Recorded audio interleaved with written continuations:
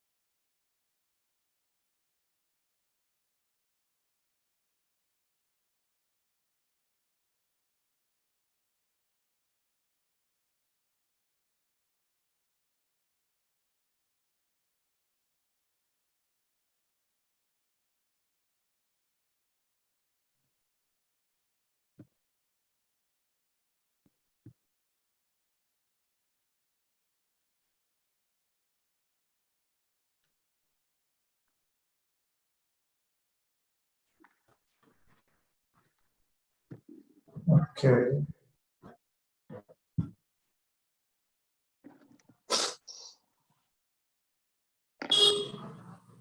Random. Stop.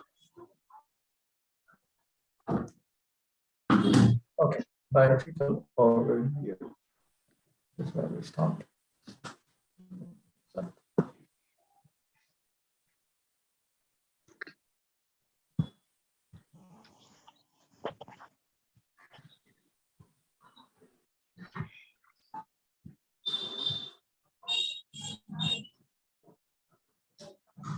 Okay.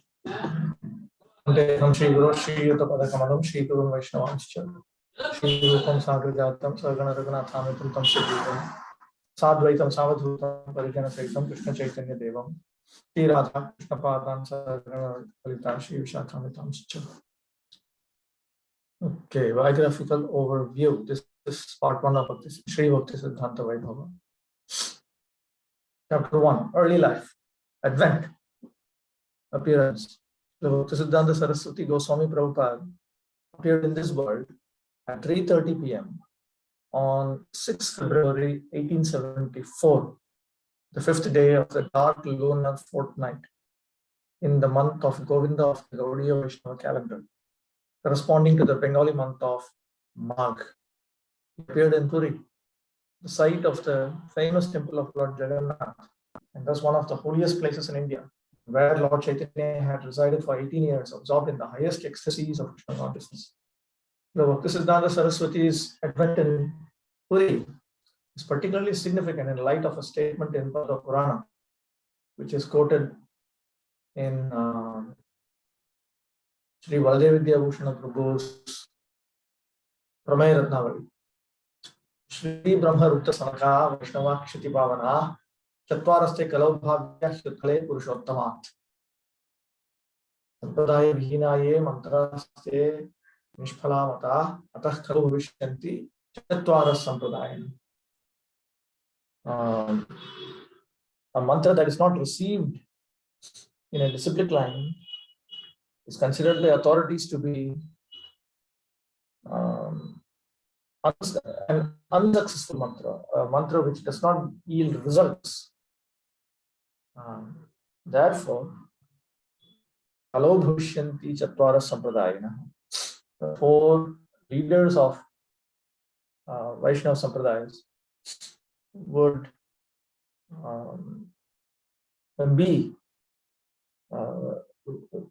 appear in Kali Yuga. And then this statement comes. Shri Brahmarudra Sanaka, Vaishnava Kshiti Bhavana. In Kali Yuga, the 4 Vaishnava Sampradayas, which are purifiers of the earth, will appear in Purushottama Kshetra in Utkala, Orissa. Literally, it means Shri refers to the goddess of fortune. Shri, Brahma, Rudra, and the Sanakas are Vaishnavas, and they purify the earth. These 4 would manifest in Kali in Utkala from Purushottama. Purushottama is the name of Jagannath Puri, Purushottama Kshetra. So when you go to Srila Bhaktisiddhanta Saraswati Thakur's Samadhi at Mayapur, you will find Hyutkale Purushottama written above. That is this Hyutkale Purushottama. He appeared in his parents' rented home, which, due to their being pure devotees, continually reverberated with Sankirtan.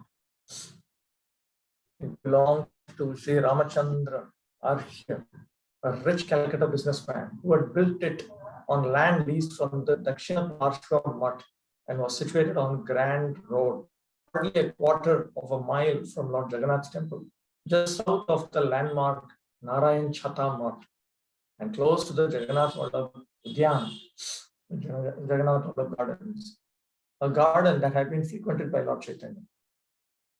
At the child's birth, the umbilical cord was wrapped around his body like an upavita, like a Brahman thread, leaving a permanent mark. During infancy, his sizable brain made his head look unusually large in proportion to his body. Srila Bhaktisiddhanta Saraswati's father was the Pamari Vaishnava Acharya Sri Vidvan Thakur, known in secular circles as Sri Kedarnath Datta. Let's search for this.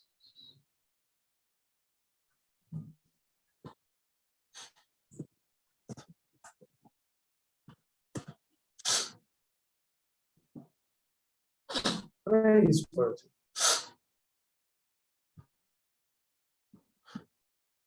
Known in secular circles as Sri Kedarnath Datta. As an ideal Acharya in the Grihastha Ashrama, he oversaw an extensive family and discharged important responsibilities as a senior government officer, yet was still prodigiously active in Krishna's service. Every evening after returning from work, he took his meal, slept from 8 till midnight, and then wrote for several hours. By such dedication throughout his life, he composed over 100 books in Sanskrit, Bengali, and English. He also preached widely among both lettered and common folk.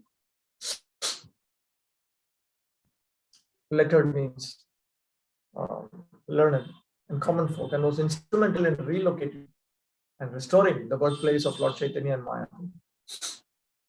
There was a mistaken conception that Lord Chaitanya's appearance place was elsewhere, and Bhaktivinoda Thakur corrected that misconception. Bhaktivinoda Thakur had resuscitated, he had given life back to Gaudiya Vaishnavism from a 3rd century gloom during which it had come to be practiced largely in a superficial manner, much removed from the genuine process, grounded in scriptural regulations, and had been so severely misrepresented by rogues and charlatans.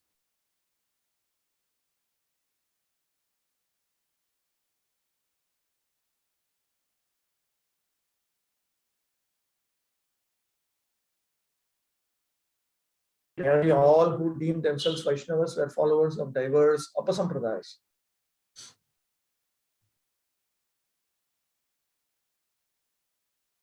Whose butchering of Lord Chaitanya's teachings functioned on exploitation of misplaced sentiments. Because people were unnecessarily sentimental, therefore the Upasampradayas took advantage of that. The severely corrupted forms of Vaishnava Dharma gave a cloak of religious piety, gave the appearance of religiosity to various forms of sexual perversity that otherwise could not have prospered in the social climate of that era, in that social climate. Thus, in popular parlance, thus in ordinary speech, the designation Vaishnava had come to denote ignorance and dissoluteness. So one who was a Vaishnava was considered to be a sensual person filled with spiritual ignorance, scriptural ignorance. The remaining few genuine devotees were either householders or reclusive Babajis who shunned bad association and did not attempt to reform others. Bhaktivinoda Thakur was different. He not only recognized the superlative value of real Gaudiya Vaishnavism, but uncovered, rejuvenated, propagated, and defended the authentic teachings and practices of Sri Chaitanya Mahaprabhu. While some educated and religiously committed Hindus of his generation were inspired by the new intercourse with the West, new mixture with the West, to promote Hindu values and teachings to the people thereof, and some Gaudiyas gave the opinion that the fulfillment of Lord Chaitanya's prophecy of global Sankirtan was near.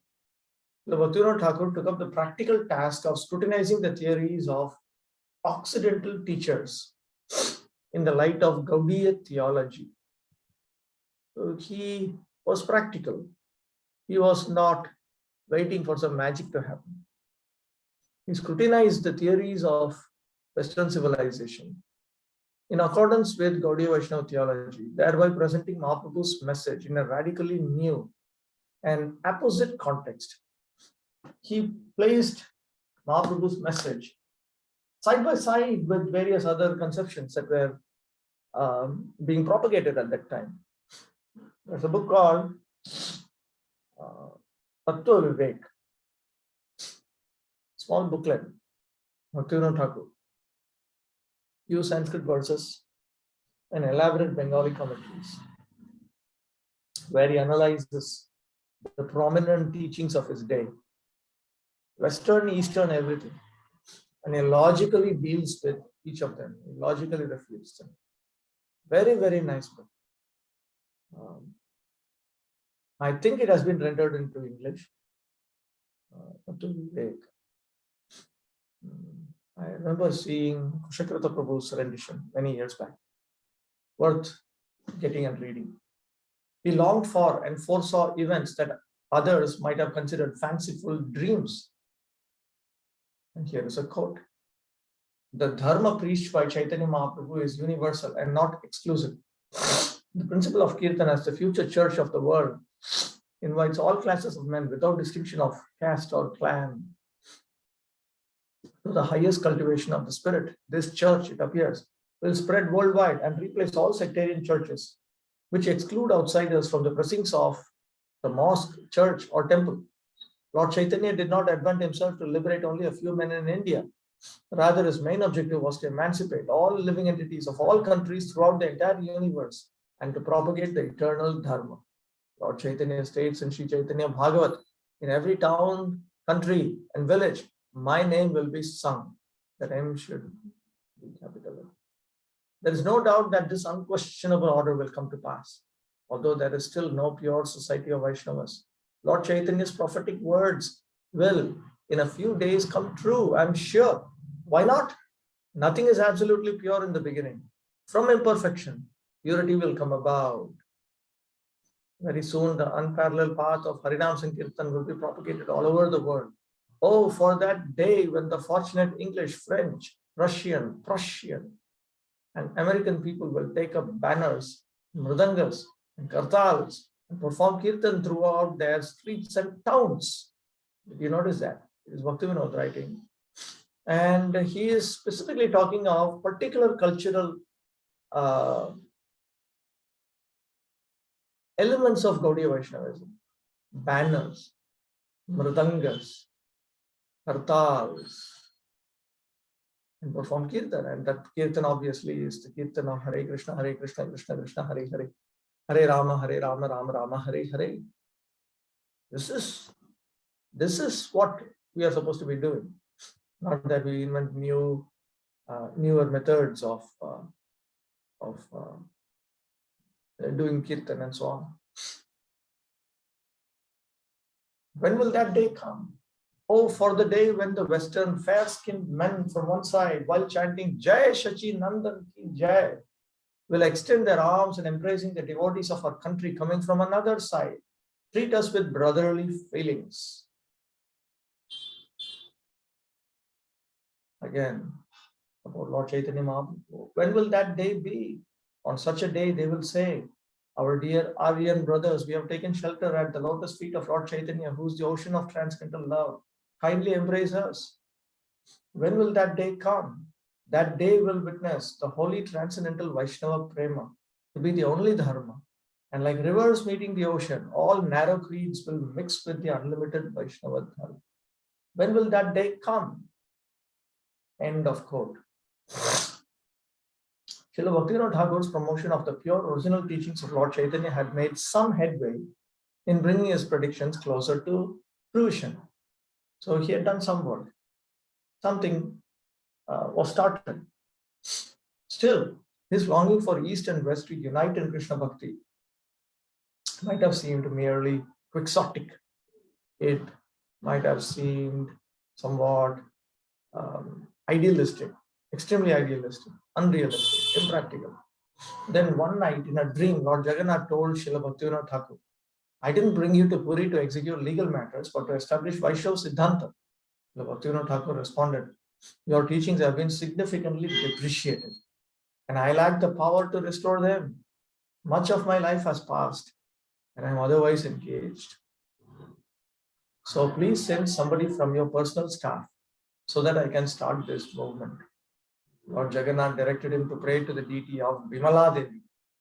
In this way, just as Chaitanya Mahaprabhu had appeared in response to the call of Sri Advaita Prabhu, Srila Bhaktisiddhanta Saraswati was sent by Lord Chaitanya to fulfill the prayers of Srila Bhaktivinoda Thakur. This was acknowledged by several disciples of Bhaktisiddhanta Saraswati Thakur, and also Prabhupada. In one of his poems, Prabhupada acknowledges this. Even before Srila Bhaktisiddhanta Saraswati's advent, his great-grandfather had predicted from his deathbed that an extraordinary sadhu would take birth in Srila Bhaktivinoda Thakur's house. An astrologer commissioned to calculate the natal chart, that means the birth chart, Jataka, declared that the newborn's body possessed all 32 symptoms of an exalted personage, of an exalted person, as delineated in scripture. Panchadirkha, Panchasukshma, Saptarakta, Shadunnata, Trihrasva Prithagambhiro, Dvatrim Shal Lakshano Mahan. The 5 large parts are the nose, arms, chin, eyes, and knees. The 5 fine parts are the skin, fingertips, teeth, hair on the body, and hair on the head. The 7 red parts are the eyes, soles, palms, palate, nails, and upper and lower lips. The 6 raised parts are the chest, shoulders, nails, nose, waist, and mouth. The 3 small parts are the neck, eyes, and male organ. The 3 broad parts are the waist, forehead, and chest. The 3 grave parts are the navel, voice, and existence. The astrologer further averred, further stated, asserted, I have done many horoscopes in my life, but I've never before seen one replete with all the signs of an eminent personality. This child will become world famous as a teacher of the ultimate goal of life. The boy was the 6th child in a family of 13, the 4th of 8 sons, and 3rd by Srila Bhaktivinoda Thakur's 2nd wife, Srimati Bhagavati Devi. Given the name Bimala Prasad, he was often called simply Bimala or hypochoristically. I think it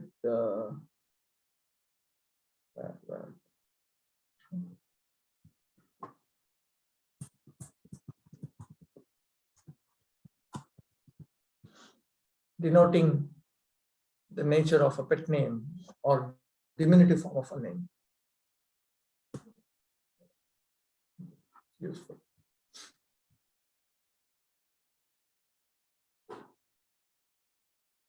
Oops.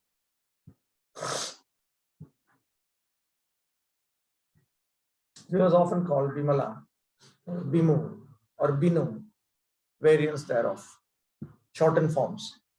In accordance with Bengali custom, his younger brothers addressed him as Noda, 4th brother. Traditionally, high-class Indian families retained an oral record of their lineage, going back to Lord Brahma, the first created being in the universe.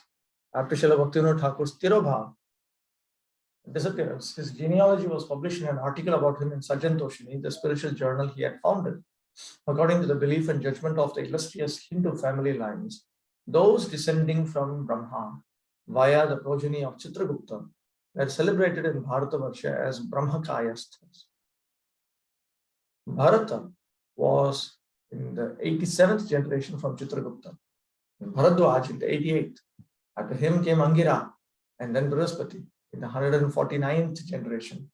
Purushottama, son of Shivadatta, went to Bengal upon the summons of King Adishur of Bengal. Purushottama's youngest son accepted sannyas with the name Kanakadandi. His composition Saragrahi Vaishnava Mahimashtakam is extant even today. In the 7th and 8th generations of Purushottam's family, both Vinayak and his son Narayan Datta were royal ministers.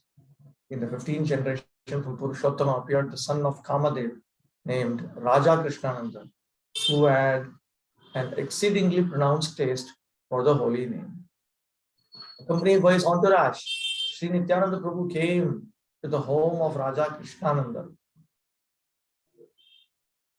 and bestowed mercy upon him. The seventh generation from Krishnananda saw the appearance of Madan Mohan, whose piety was so faint that it is recommended to remember him in the morning. He was venerated, honored by all the residents of Bengal, especially all respectable persons of Calcutta.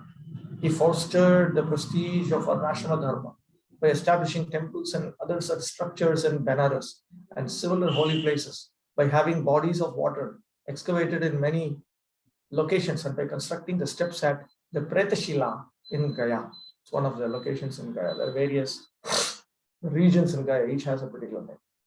The generosity and prosperity of his eldest son, Ramatanu, was in recent days spoken of in every home in Calcutta.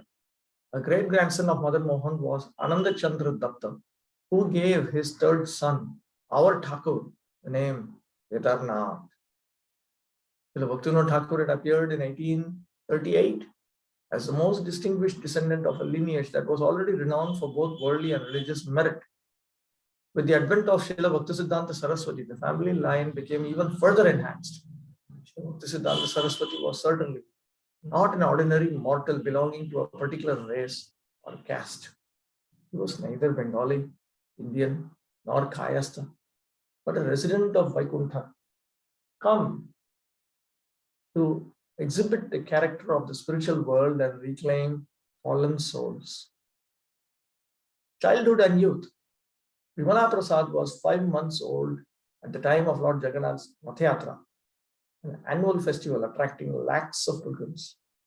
His father's house was situated along the parade route on Grand Road. Although the procession usually finishes in a few hours, this time Lord Jagannath's cart stopped for 3 days outside the home of his dear devotee Srila Bhaktivinoda Thakur. During that period, Srila Bhaktivinoda Thakur arranged for a continuous Sankirtan festival for the pleasure of Lord Jagannath. Taking advantage of the auspicious opportunity, he directed his wife to bring her baby with a cart. Upon being placed at the lotus feet of Jagannath, the infant reached out his tiny arms to touch the feet of the deity.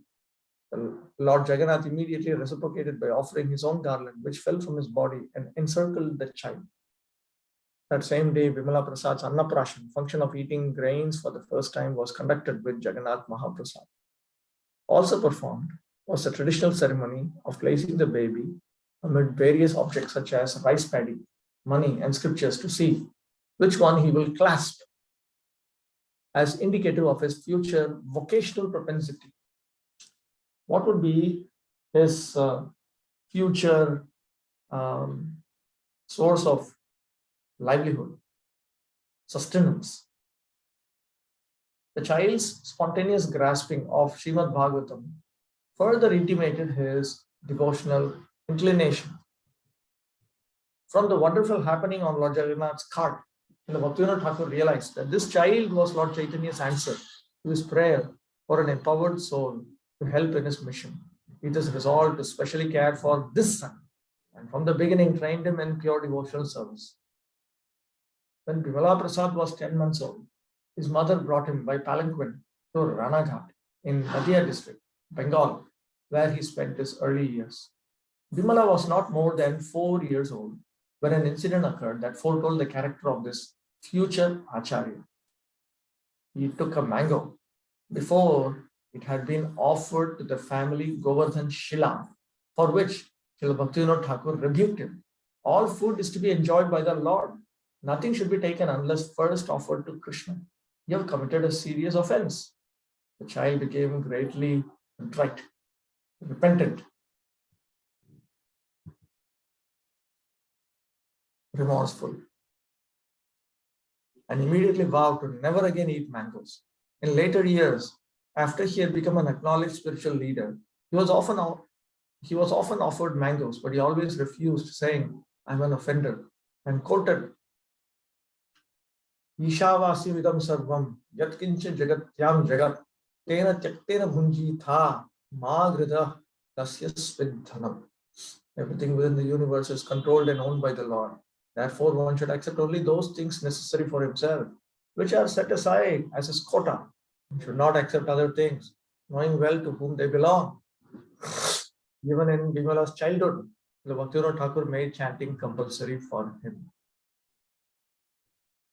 In 1881, Srila Bhaktivinoda Thakur had Tulasi beads brought from Puri for Bimala and instructed him in chanting the Hare Krishna mantra already. He also initiated Bimala into a mantra for worshipping Lord Nrsimhadev. That same year, a Kurmadev Shalagram Shila was unearthed while he was building a house to be named Bhakti Bhavan in the Ram Baghan neighborhood of Calcutta. Although according to social custom, a thus discovered Shalagram Shila or deity of Vishnu should be presented to a member of the Brahman caste, as only quote unquote born Brahmins were considered fit to worship such forms, Thakur Bhaktivinoda responded to Bimala's desire to worship that Shila and taught him the process and the appropriate mantras.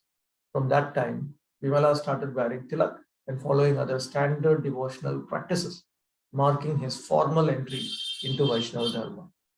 While still very young, Bimala composed 2 Sanskrit verses describing the impression of Lord Chaitanya's feet melted in stone within the Jagannath temple.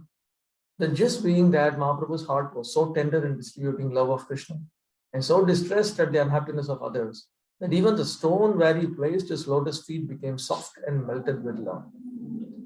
Prasad was clearly not an ordinary boy. He had exceptional ability to remember and comprehend all kinds of topics. His voracious reading and his ability to exactly recall passages he had read only once were to earn him the epithet, the title, living encyclopedia. Even in his last days, he could reproduce verbatim any part of any book he had read 50 years back.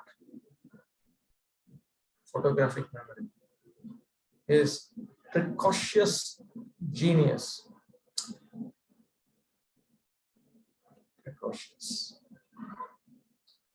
His extraordinary genius was accompanied by a gravity and intensity of purpose uncommon at such a tender age. Like Prahlad Maharaj and other great child devotees before him, Vimala Prasad did not waste time on frivolous sports or similar nugatory diversions and similar useless diversions. From the beginning, he was absorbed in fulfilling the mission of human life that spontaneously attracted to Krishna Bhakti.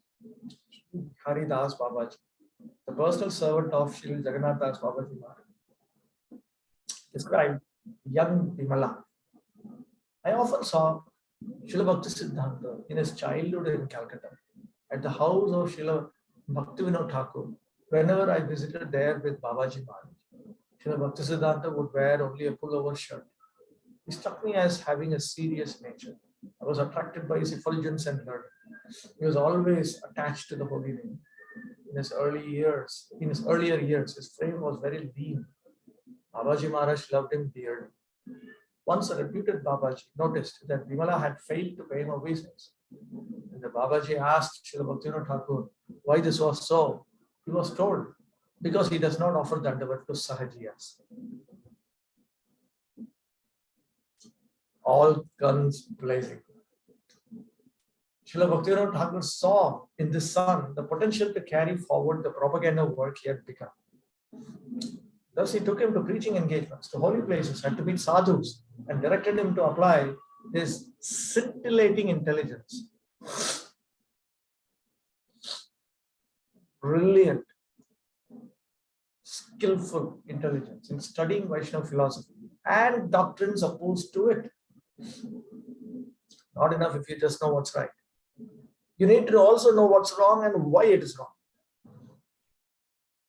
Young Bimala took naturally to such training, osmotically imbibing his father's mood of full surrender to Krishna and compassionate desire to inspire Hari Bhakti in others.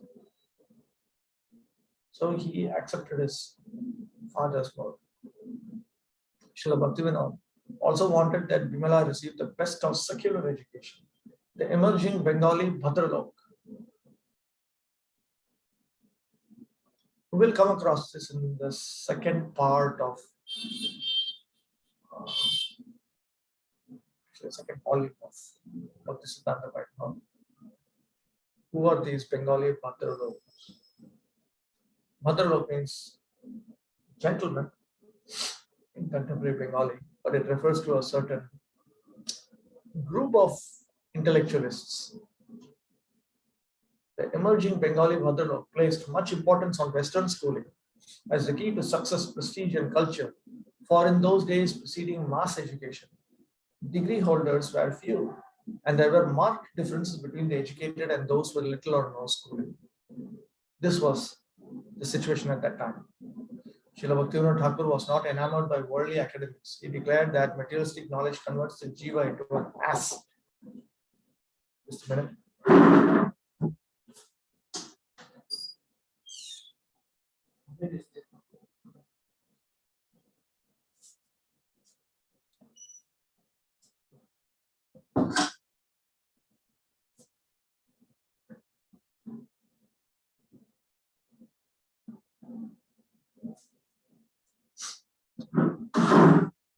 Sorry, just prevent mosquitoes from destroying me.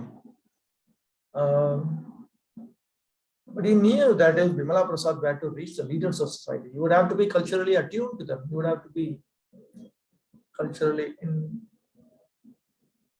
sync with their way of thinking. Not that we have to adopt that, but capable of dealing with that. And be able to present Chaitanya Mahaprabhu's message in a manner they could accept.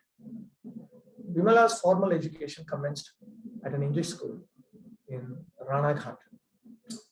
In September 1880, he was admitted to Oriental Seminary in Calcutta. By age 7, he had memorized all the verses of Bhagavad Gita and could explain their meaning according to Vaishnava Siddhanta. In 1883, Srila Bhaktivinoda Thakur was transferred to Srirampur, just outside Calcutta, and in October enrolled Bimala in the Union School there. In 1887, Bimala entered Metropolitan Institution in Calcutta, where he began to study Sanskrit grammar and Jyotish. 13 years old. Yet his scholarly aptitude was focused on the spiritual rather than mundane. Joining many cultured men at weekly Sunday meetings of Thakur Bhaktivinoda's Vishwa Vaishnava Sabha, he listened earnestly as Srila Bhaktivinoda Thakur lectured on Bhaktirasamrita Sindhu, the manuscript of which Bimala carried to and from the assembly. In 1885, Srila Bhaktivinoda Thakur apportioned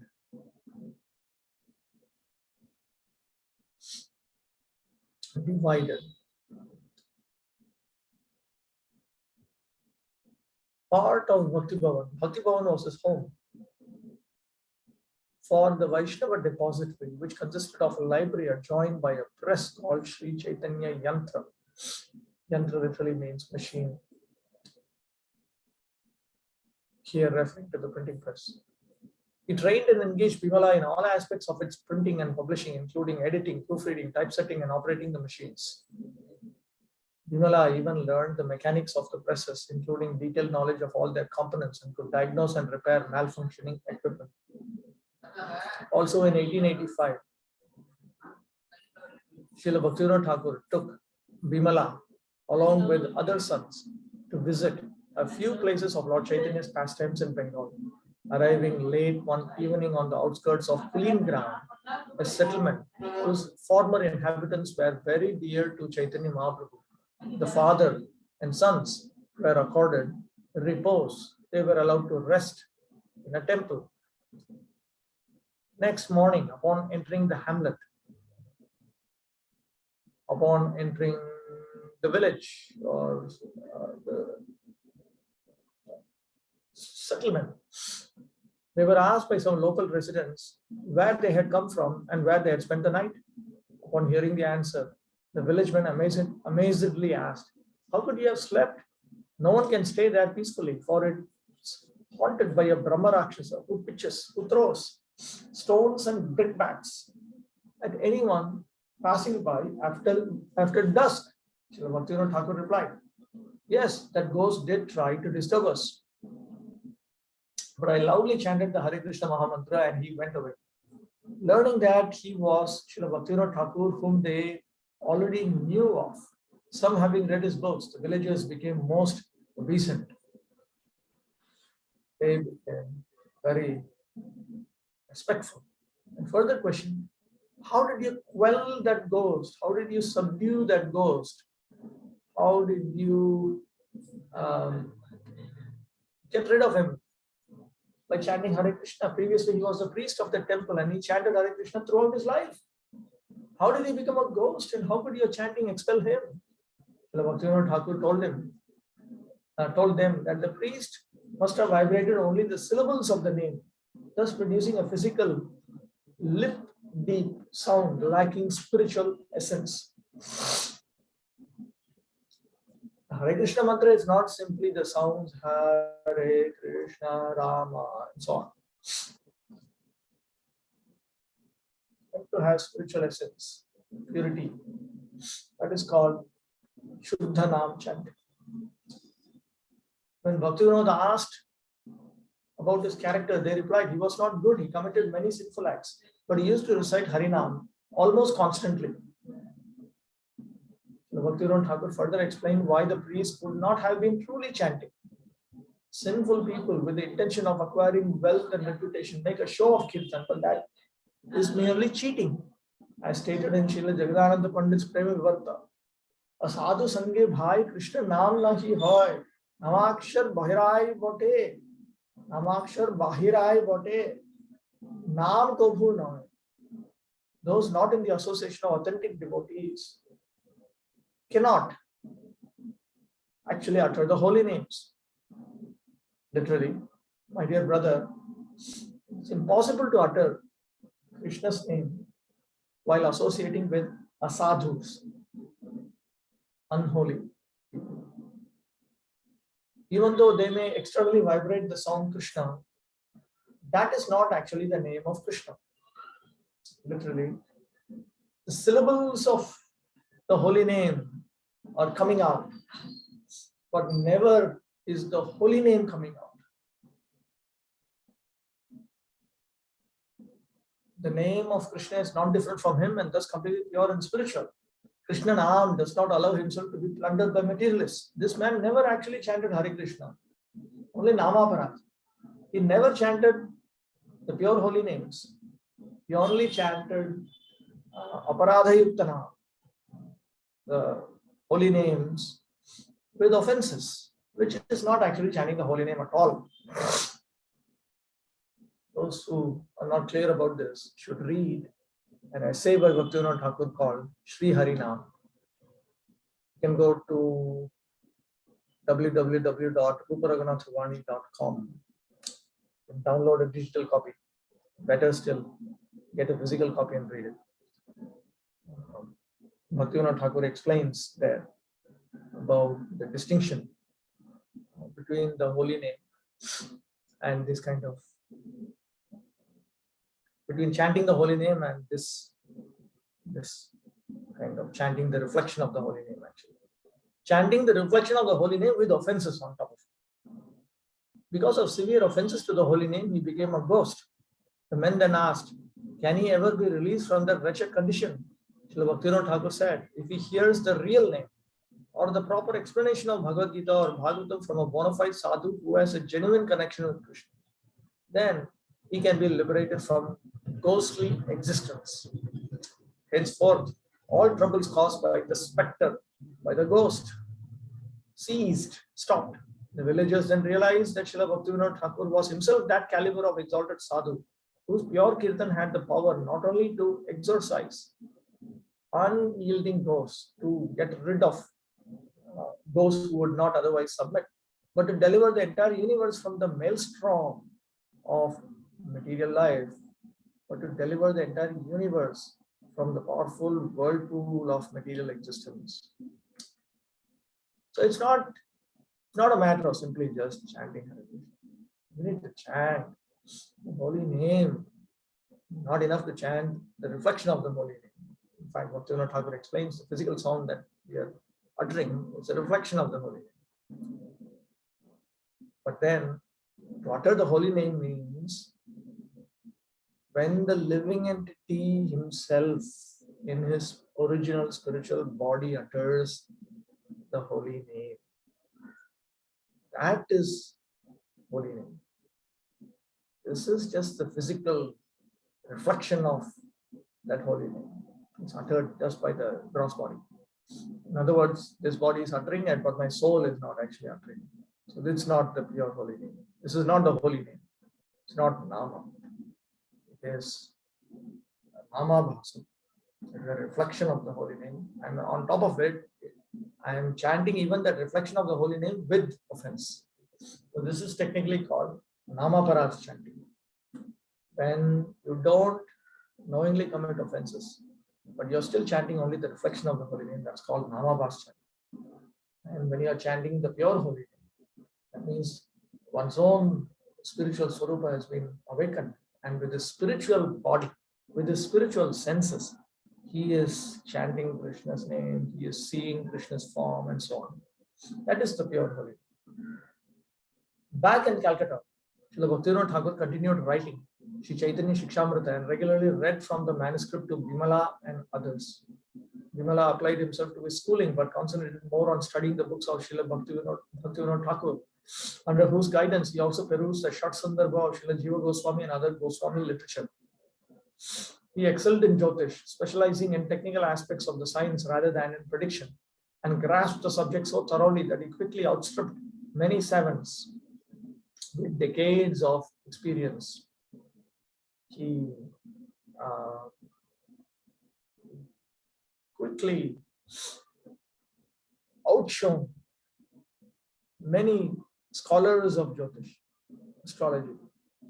During 1885, he invented a new phonetic system of writing called Bikanto or Bikranti, which subsequently was lost. Later, at age 12, he began studying the Upanishads under the tutelage of his Sanskrit professor.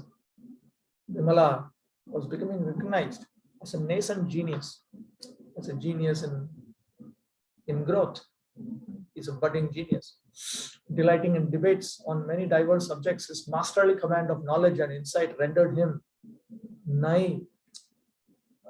nearly undefeatable. Although generally respectful and polite towards his mentors,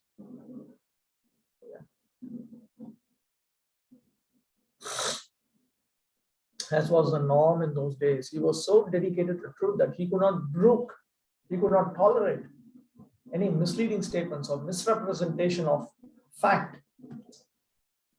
He could not tolerate or allow any misleading statements or misrepresentation of fact in any field. And he did not hesitate to expose insufficiencies in opposing positions, even if presented by honorable superiors.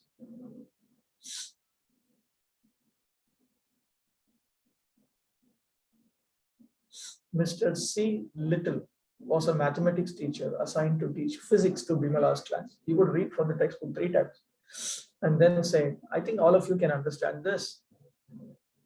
He kept a list of the first 3 students' names and looking at the list would ask questions. One day outside of class, he queried some students about the teachings of the Bible, knowing that most of them disliked having to learn it, but only Bimala was bold enough to pipe up, was bold enough to express. In your scripture, prayers like give us our daily bread resemble the outlook of the Vidha Shakteyas in this country, the perverted Shakti worshippers in this country. The Supreme Lord is the object of devotion, not the servant of us who have turned from him. Those who take his name wanting him to serve them have no devotion in their hearts. In 1888, Vimala Prasad started translating from Sanskrit to Bengali 2 classical astronomical treatises, Siddhanta Shiromani, which he completed and published in 1893. And in 1896, Surya Siddhanta with its original Sanskrit verses and his own Bengali rendition, recognizing his extraordinary proficiency and contributions in both the Eastern and Western systems of astrology and astronomical calculation, specifically for his initial unpublished work on Surya Siddhanta.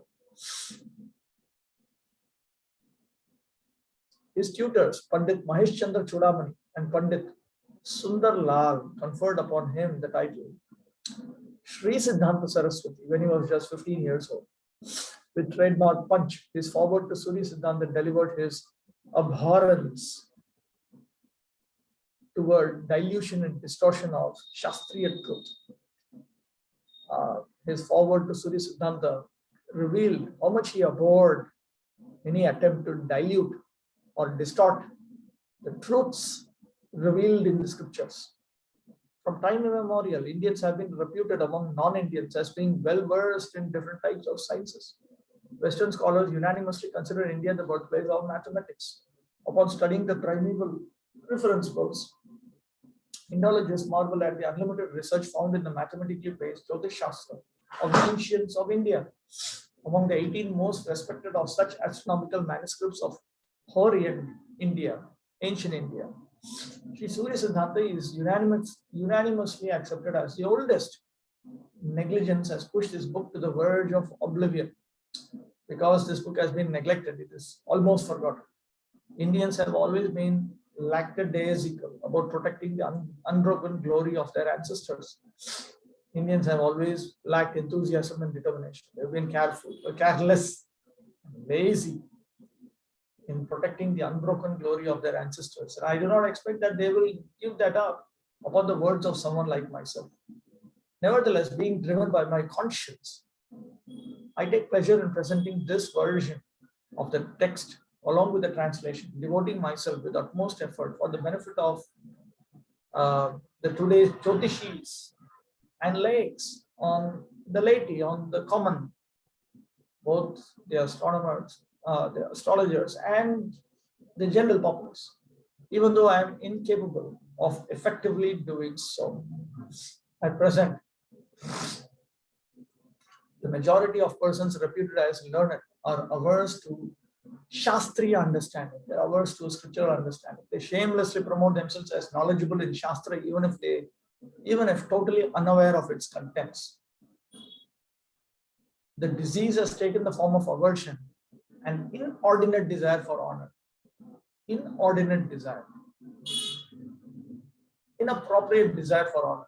This evil has engulfed the Jyotirthas, the scholars amongst the astrologers, and resultingly, their work is incomplete and short-sighted. I have brought out this translation of Sri Surya Siddhanta with the hope of attracting the attention of really intelligent thinkers toward the study of astronomy. The Jyotirthas,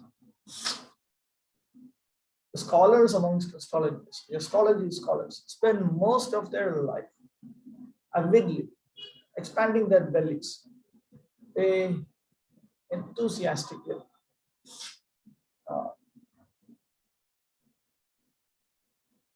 earn a lot of money, and I'm completely stopped cultivating the complex knowledge of mathematical Jyotish Shastra received in Guru Parampara.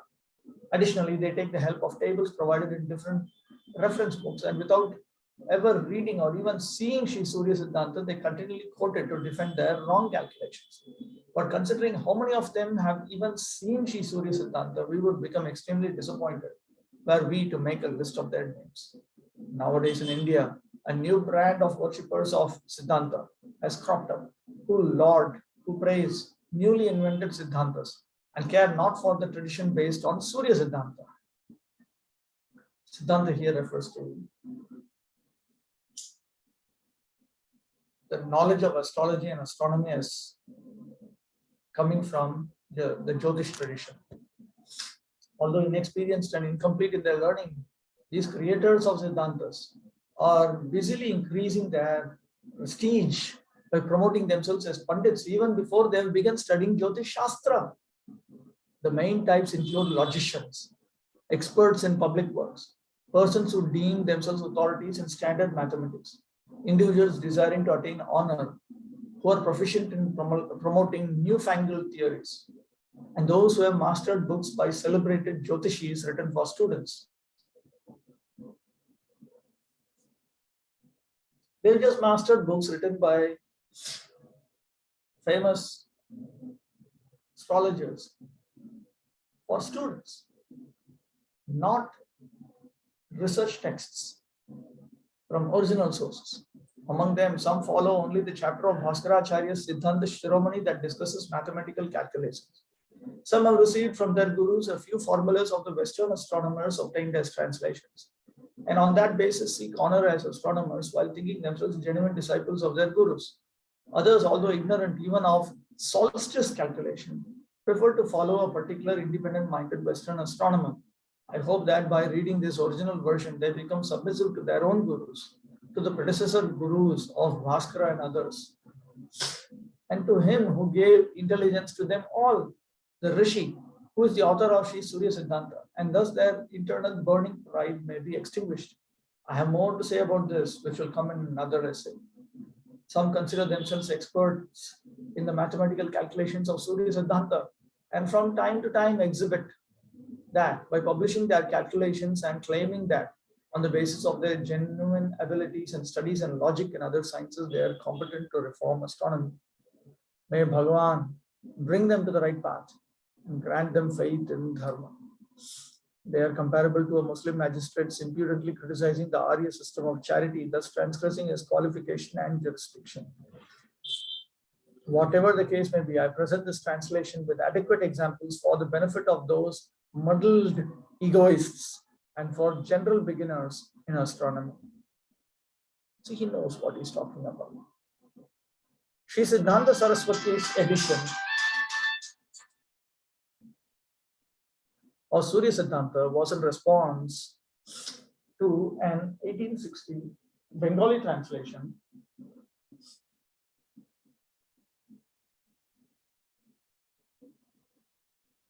by Sri Bapudev Shastri, which recast the Vedic science as being in line with and in need of improvement by Western astronomy.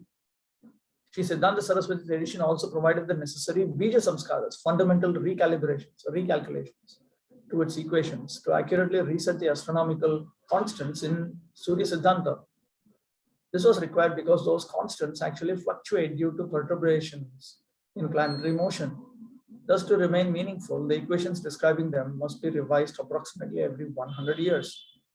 Yet about 8 centuries had passed without any updation before Sri Siddhanta Saraswati undertook to do so.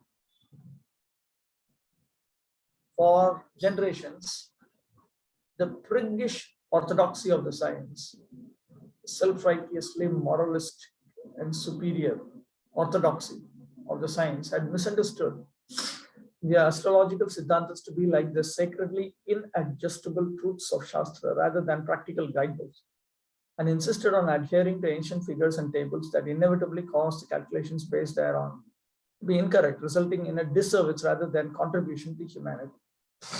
In other words, not enough just to look at the scripture, you need to also know and follow the scriptural directions. For Jyotish Shastra, there's a methodology by which one needs to do that. If you don't do that, then you are actually misrepresenting Vedic astrology. All the same, Siddhanta Saraswati's pragmatic reform, his practical reform was controversial for his revealing the obvious truth of the matter and accordingly restoring Surya Siddhanta as a useful astronomical tool was considered heretical, was considered not bona fide by the ossified, by the people who were stuck, Philistine,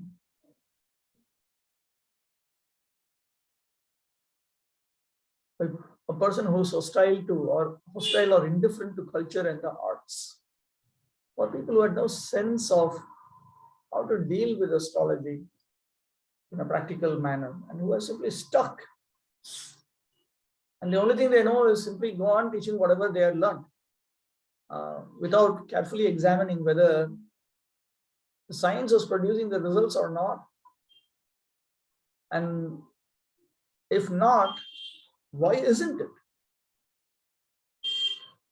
Of the astrological establishment. Not only in Jyotish was Sri Siddhanta Saraswati a stickler for truth. Not only for that was he a person who insisted that the truth be spoken. From youth, he staunchly opposed the fallacies of Mayavada. Once he went with others to the place of the renowned Pandit, Ishwar Chandra Vidyasagar. Ishwar Chandra Vidyasagar is a very big name in Bengal. The Varnamala, the Bengali alphabet that students learn,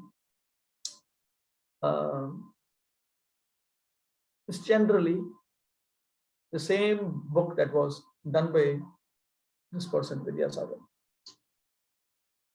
An elderly polymath. He's a genius in several different areas. An esteemed Sanskrit scholar who had taught Sanskrit grammar to many persons, including Srila Bhaktivinoda Thakur.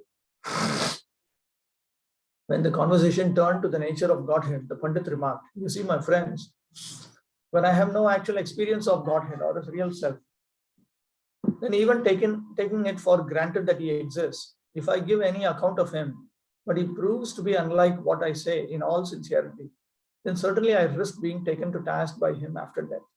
For that reason, I don't like to discuss about Bhagavan, but teach only conventional moral instructions that I can understand and abide by." Siddhanta Saraswati retorted. He shot back. Say something in answer to a remark, typically in a sharp, angry, or witty manner. He shot back. Why then did you write in your book Bodhodaya, Ishwar Nirakar Chaitanya Swarup? Bodhodaya means awakening of realization. Why did you say the Supreme Lord is comprised of consciousness and is formless? Did you write this after actually seeing him, or did you merely rely on stereotyped doctrines? In 1892, Sri Siddhanta Saraswati entered the Sanskrit College in Calcutta. But he showed little enthusiasm for the prescribed books, being more interested in philosophical works in the college library. He kept Narottam Das's Prarthana and Prem Bhakti Chandrika in a drawer of his desk at Bhakti Bhavan. And while pretending to do homework, would instead read them, during which he was once caught by a family elder and stiffly reprimanded, very sternly chastised. He also read Krishna Karnamrita, Gita Govinda, and other esoteric texts, keeping to himself editions of these works in the original Sanskrit and without translations so that others would have no access to them. Despite neglecting the required course materials, he became proficient in the 6 Vedangas, branches of auxiliary Vedic knowledge. These are the 6 Vedangas, namely Shiksha, pronunciation, Kalpa, procedures for performing prescribed activities, Vyakarana, grammar, Nirukta. Nirukta means etymology. How words are formed, Sanskrit words, of course, we are talking of Sanskrit, everything in Sanskrit. Pronunciation means pronunciation of Sanskrit words. Procedures for performing prescribed activities as taught in the scriptures, particularly about the sacrificial duties. Grammar, the Sanskrit grammar. Nirukta is etymology of Sanskrit words. Chanda, meter, and Jyotisha, astrology and astronomy. He also began tutoring in Jyotisha. Despite being schooled alongside the fashionable and well-to-do, Sri Siddhanta Saraswati was never inclined to explore the delights of the world. Throughout his life, he never engaged in any kind of sensuousness. Yet he did not shun society. Dressed like a typical young sophisticate, in a spotless white dhoti with a white Punjabi kurta or other garment fully covering his upper body, and in winter also a chadar, he mingled with students, Englishmen, and other well-informed gentlemen in Beedon Square, adjacent to Bhakti Bhavan, and other parts of Calcutta. And during school recesses, intervals, informally discussed with them about religion, politics, current affairs, and similar topics. One time, on entering Beedon Square, Sri Siddhanta Saraswati encountered a crowd listening to the well-known Christian preacher, Reverend Lal Bihari Dev. Joining the audience, Sri Siddhanta Saraswati was particularly struck by the cleric's praise of Bharatavarsha. India being full of sannyasis and renunciants, such an excellent ideal of renunciation is found nowhere. Reverend Dev further stated that the paramount example of renunciation was manifest in the Sampradaya of Sri Chaitanya. Mahaprabhur Bhakta Ganer Vairagya Pradhan. Vairagya, internal detachment and external renunciation, is very prominent amongst genuine devotees of Sri Chaitanya Mahaprabhu. In this period, Sri Siddhanta Saraswati began writing essays on spiritual topics for various magazines whereby he became known for his virulent condemnation of malpractices in the name of religion. His extremely severe condemnation of malpractices. He very severely condemned nonsense performed in the name of religion. And to help his school companions lead an exemplary life, he formed a society named Chir Kumar Sabha, Association of Lifelong Bachelors, also called August Assembly, whose members took a vow of celibacy, intending to avoid entanglement in family affairs. However, Sri Siddhanta Saraswati was the lone member to maintain the pledge throughout life. One by one, they got married. During school holidays, Sri Siddhanta Saraswati studied the Vedas under Pandit Prithvishwar Sharma, who also tutored him in the grammatical work, Siddhanta Kaumudi. Siddhanta Kaumudi is a standard textbook based on Ashtadhyayi. Sri Siddhanta Saraswati went through the entire grammar in 3 months, covering the section on Sandhi in 3 days. Pandit Sharma cautioned, "You should not finish the perusal of Sandhi so quickly. It took me a long time. In Banaras, scholars go through Panini's grammar during their whole life. Whoever continuously studies Panini attains liberation upon time." Sri Siddhanta Saraswati replied, "Then from today I reject you. The goal of my life is neither mastery of grammar nor liberation, but worship of Hari and attaining his affection. I've studied the Vedas, the branches of the Vedas and their connate parts, the various scriptures based on the Vedas, only in a secondary manner. Pandit Panchanan Sahityachari was elderly, the head of the astronomy department at the Sanskrit College, and reputed as the greatest astronomer in Bengal. But he was outspokenly atheistic, and Sri Siddhanta Saraswati regularly and fearlessly opposed it. When in 1892, Pandit Panchanan and others, including Mahesh Chandra Nyayaratna, the head of the college, and Sri Bapudev Shastri proposed revision of the astrological calendar, Sri Siddhanta Saraswati pointed out several mathematical and technical discrepancies in their arguments.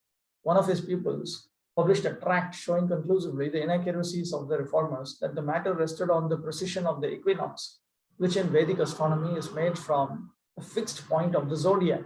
Much discomfited, much embarrassed by the sudden rise of the youthful Siddhanta Saraswati, Pandit Panchanan became openly critical of him and his students. Tension simmered. There was tension until eventually the college principal, Dr. Satish Chandra Vidyabhushan, convened and presided over a debate to resolve the issue. At that place, Sri Siddhanta Saraswati easily met the various challenges posed by Pandit Panchanan, and moreover, nonplussed, made him confused and surprised by posing further queries, which Sri Siddhanta Saraswati himself then answered. But when Sri Siddhanta Saraswati tangled directly with the college principal, he became obliged to quit college. But when he directly had to deal with the college principal,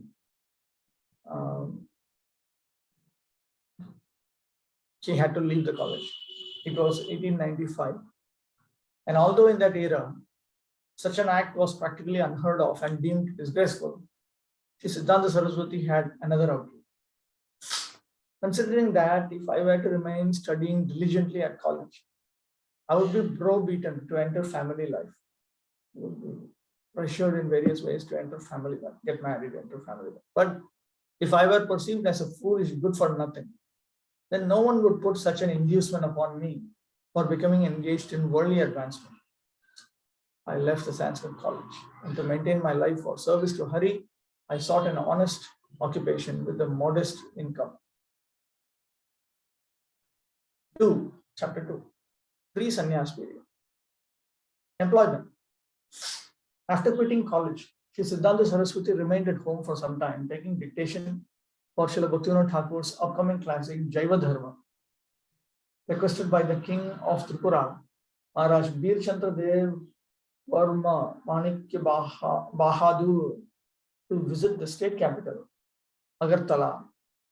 Bhaktivinoda Thakur did so in July 1895, accompanied by Sri Siddhanta Saraswati. On each of his 4 days there, Bhaktivinoda Thakur lectured at the royal palace, and his unique talks on Nav Tattva and Chaitanya Leela enthralled the Maharaj and his court pundits. Sri Siddhanta Saraswati did not think it proper that he be maintained by his father.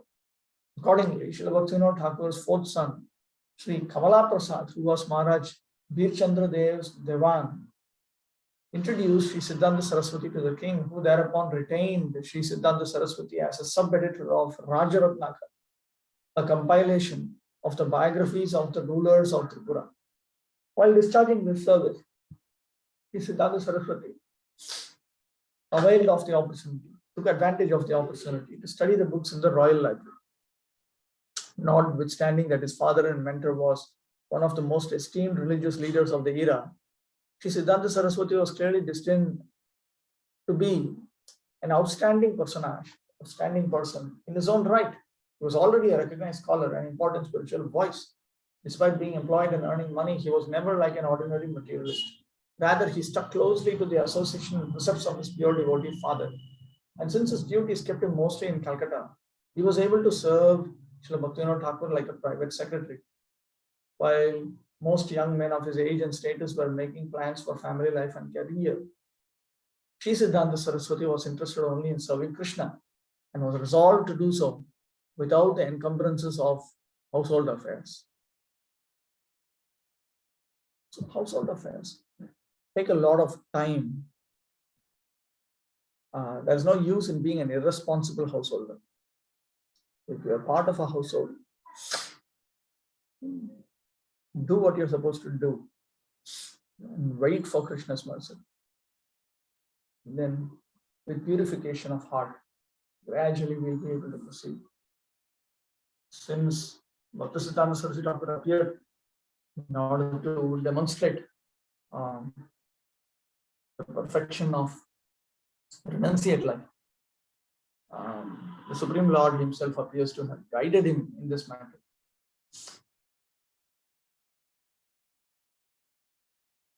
Bhaktivinoda Thakur also appears to have wanted this. After the incumbent king passed away in 1896, after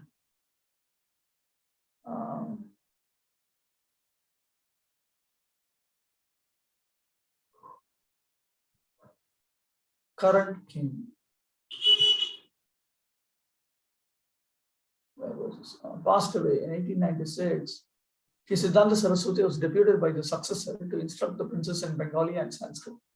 A year later, he was given the responsibility of overseeing the Tripura government secretariat in Calcutta. And with his integrity, with his nice character and dexterity, his expertise, he highly satisfied the king, especially by uncovering and uprooting widespread venality, widespread corruption, bribery in the royal offices. During that period, Sri Siddhanta Saraswati also corrected the wrong impressions of a much senior government officer, a Mayavadi, who, on the basis of imagined faults in Sri Jayadev Goswami's Gita Govinda, severely criticized the Vaishnavas. Sri Siddhanta Saraswati performed diverse services for the royal family until 1905, when, disgusted with pervasive and seemingly unrectifiable envy, malice, and sleaze, and immoral behavior, corrupt behavior in the government offices, he withdrew from their employ. This is something that Bhaktisiddhanta Saraswati could not tolerate. Corruption. The then king, Sri Radha Kishore Manikya Bahadur, offered Sri Siddhanta Saraswati a full pension, which he accepted until 1908, but then renounced. Later, the Tripura kings began giving a monthly allowance to the Yogapeeth temple in Mayapur. Focus on Jyotish. For some months, Sri Siddhanta Saraswati lived in Vrindavan at Radharaman Ghera, near the Radharaman. This is a colony near the Radharaman temple, studying books and absorbing the devotional culture and atmosphere. Srila Bhaktivinoda Thakur was close to the Radharaman Goswamis, particularly Madhusudan Goswami, with whom he traveled in areas of western and northern India, holding public meetings to establish Vaishnava Siddhanta and defeat popular misconceptions. During a period beginning from 1896, Sri Siddhanta Saraswati started and edited 3 Jyotish publications: the monthly journals Brihaspati in Bengali and Scientific India, English, and an almanac, a calendar entitled Bhakti Bhavan Panchika. And following his acclaimed presentation of Surya Siddhanta, he continued to prepare similar translations and glosses, brief comments on other ancient Jyotisha treatises. So from all of this, we understand one thing. The Surya Siddhanta and other literature were very important and authorized, authentic. It is not that they are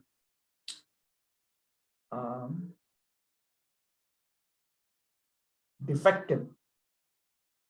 Especially the editions published by Bhaktisiddhanta Saraswati Thakur and the ones that he accepted as authentic are certainly authentic in every sense.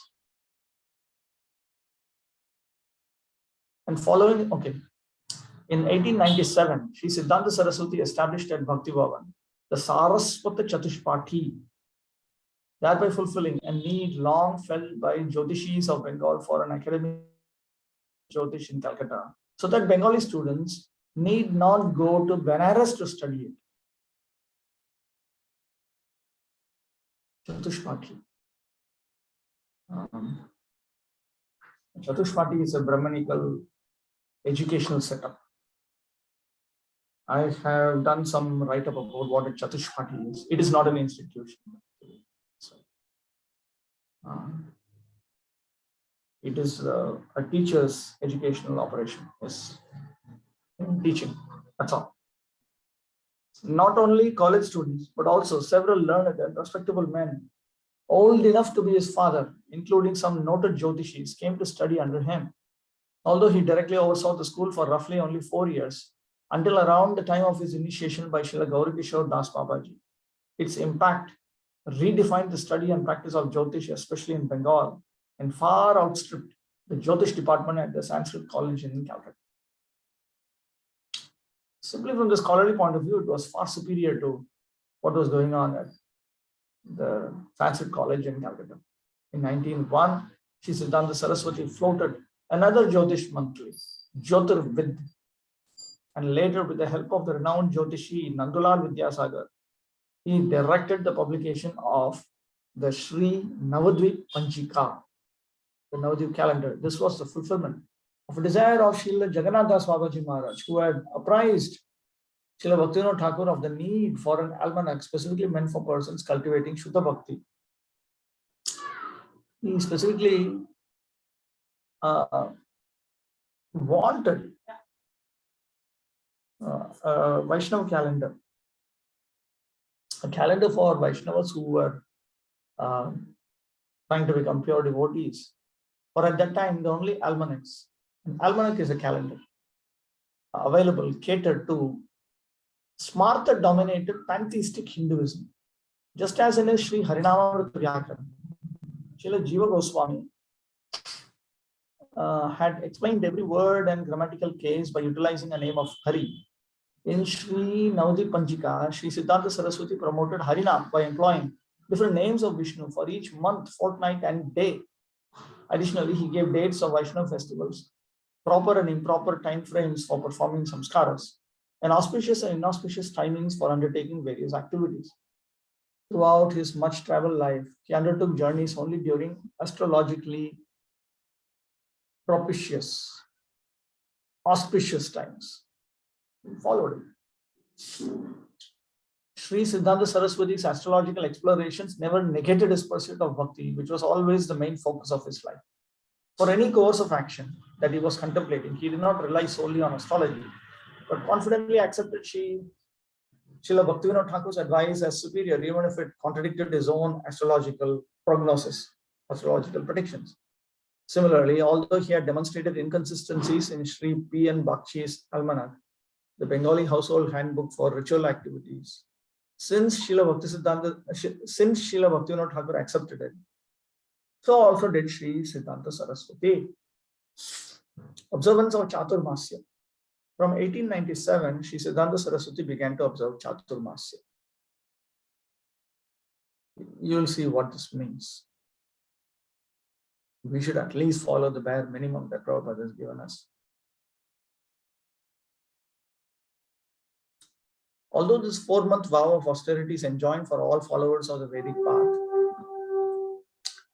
Gaudiyas had been neglecting it, largely due to erroneous propaganda of certain Prakrita Sahajiyas, that it was merely Karma Kandiya. Taking inspiration from Srila Jagannatha Swabaji Maharaj, who rigidly followed Chaturmasya, Bhaktivinoda Thakur had reintroduced the vow according to the directions of Haribhakti Vilas and other Shastriya rules, Shastric rules, meant for curtailing sense gratification during this period. Although Shastra gives allowance for partial observance of Chaturmasya, Sri Siddhanta Saraswati undertook the vow strictly, punctiliously,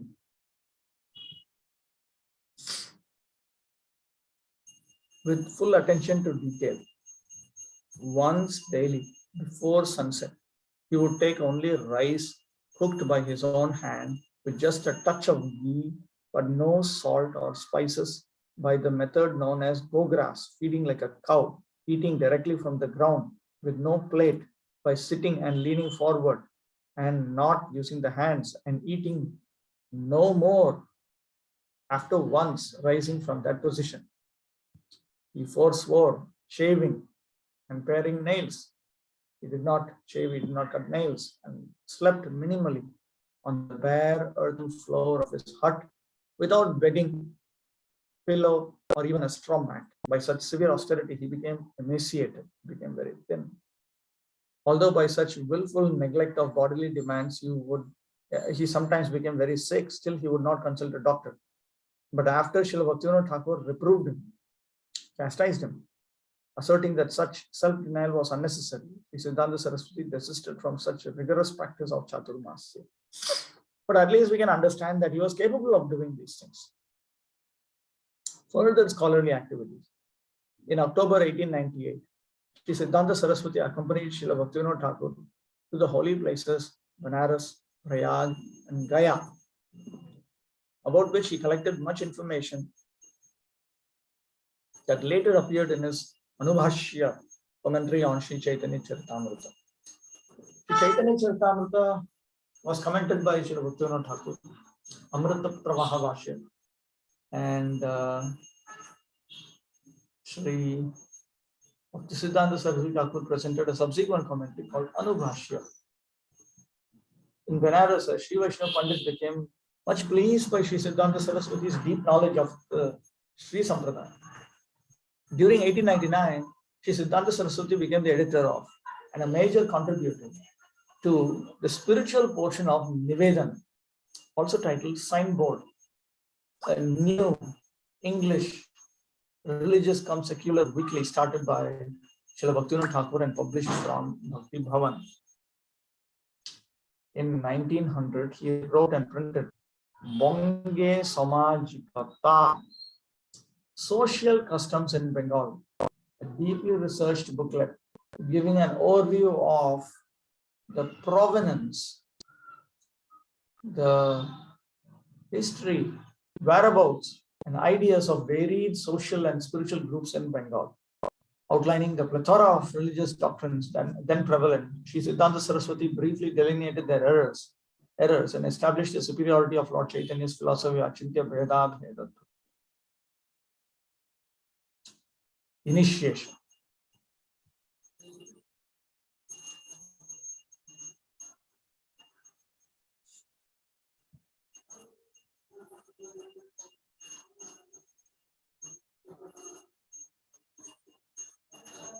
Late in 1898,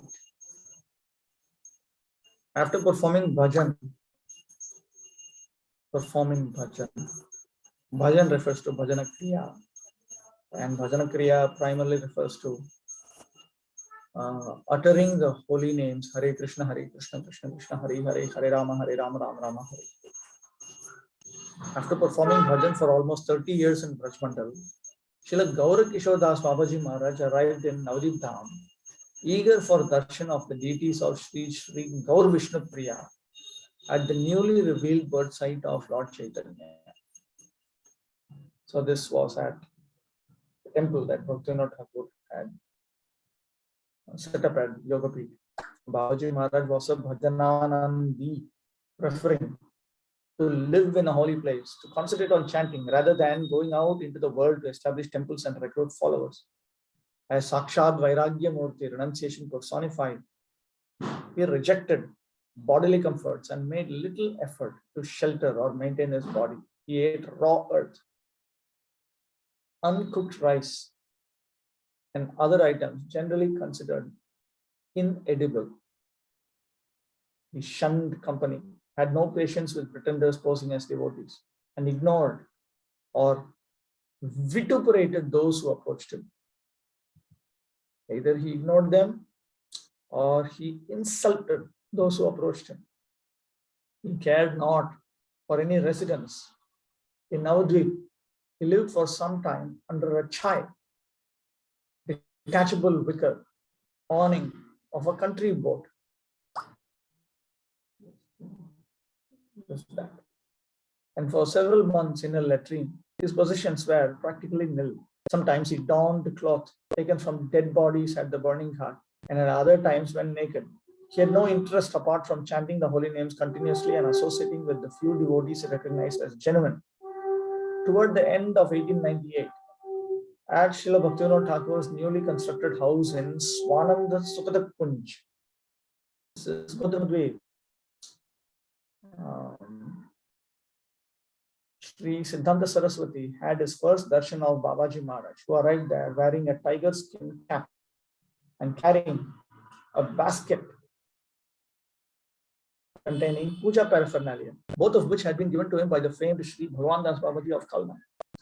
Sri Siddhanta Saraswati became deeply struck upon hearing Babaji Maharaj recite a song articulating Srila Raghunath Das Goswami's feelings for Srimati Radharani.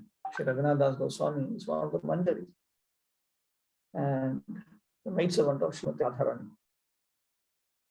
He wrote down those esoteric verses and ensouled them as the essence of his own internal bhajan. Sometime later, Babaji Maharaj presented Sri Siddhanta Saraswati with that hat and basket of paraphernalia, as well as 4 or 5 pieces of knotted string for counting japa, and a tilak stamp with the initials Ha and Kri, meaning Hare and Krishna. Although practically worthless materially, these gifts were spiritually invaluable, having been given by a Paramahamsa. Although many reputed gurus were desirous to count Sri Siddhanta Saraswati as their own, he detected their insincerity, their duplicity, their deceit, their diplomacy, their dishonesty, spurned their wooing, criticized them for trying to tempt him, and stood opposed to them. Bhaktivinoda Thakur had been a Siksha Guru from birth and had given him Harinam and mantras for worshipping Sri Nrsimhadev and Sri Kurmadev. Yet so that Sri Siddhanta Saraswati could attain additional spiritual shelter, guidance, and inspiration for his future colossal service. Great, mighty, great service. Bhaktivinoda Thakur sent him to Srila Gauranga Das Babaji for further initiation. Sri Siddhanta Saraswati was decidedly aristocratic, intellectual, and of exemplary virtuous deportment. He was of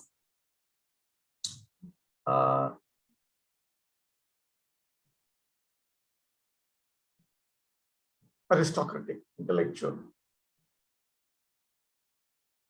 nature. He was also exemplary virtuous in character. Whereas by external consideration, Babaji Maharaj was illiterate, cranky, and cruel. Indeed, he was reputed to vehemently refuse persons who approached him for Diksha, even sometimes beating them with an umbrella. Predictably, he also declined to induct this would-be disciple, carrying not a bit, not at all caring for his apparent good qualities, which shook Sri Siddhanta Saraswati, accustomed as he was to being respected. Babaji Maharaj told him, I once accepted a disciple, but he cheated me and went away. I will not make any further disciples. Sri Siddhanta Saraswati was not easily discouraged and again begged for mercy. Babaji Maharaj responded, I will ask Mahaprabhu. If he gives permission, your request will be granted. But after a few days, Sri Siddhanta Saraswati returned and inquired, what was Mahaprabhu's order?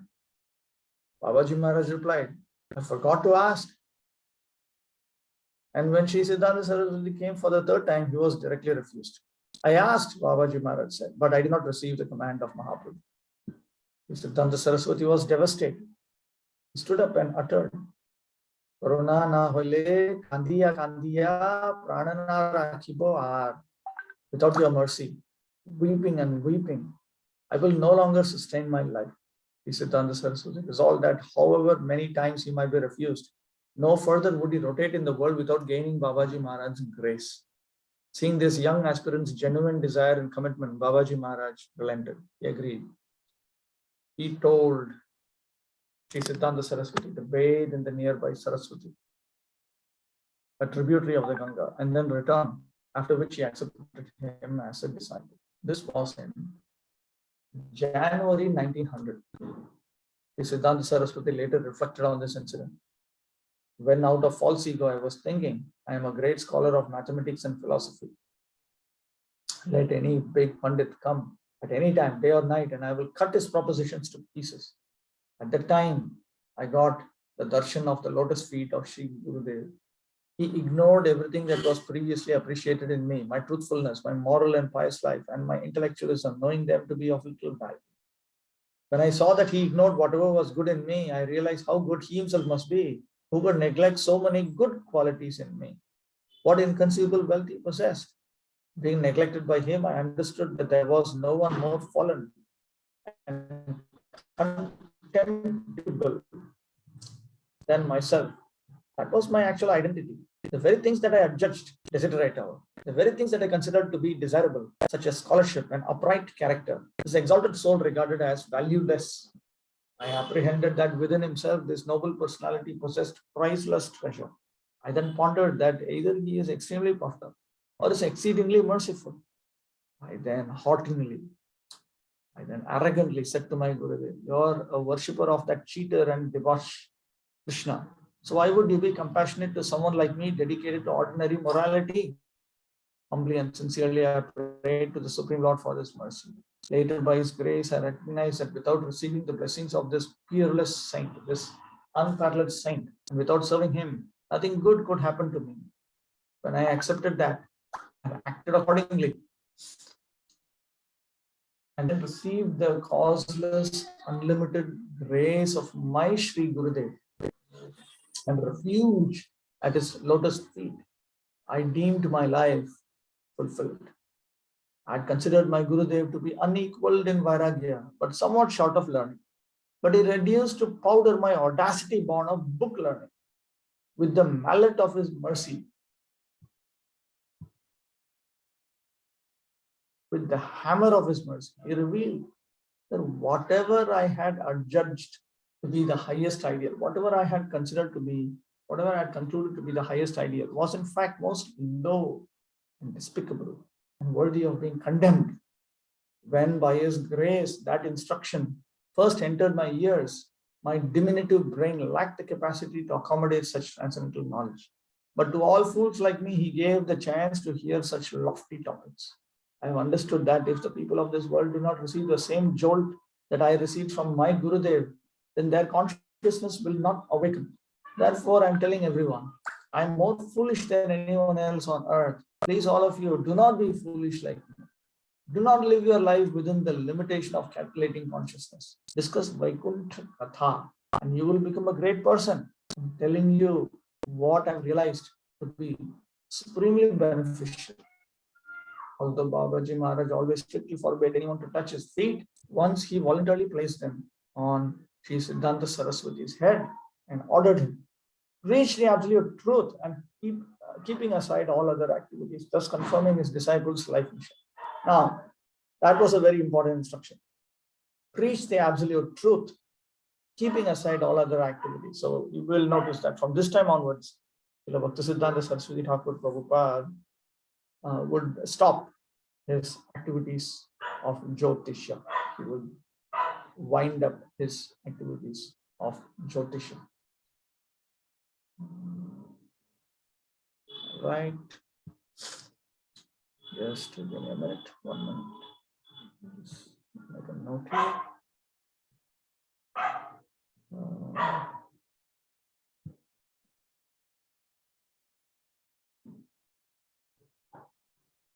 I should know this.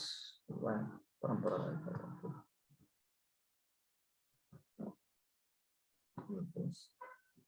Sorry.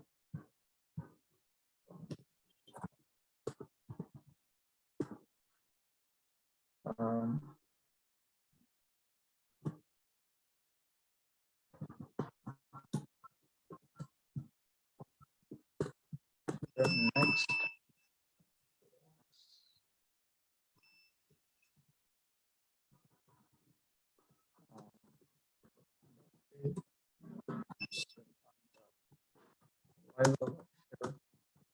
Begin with the portion with the title.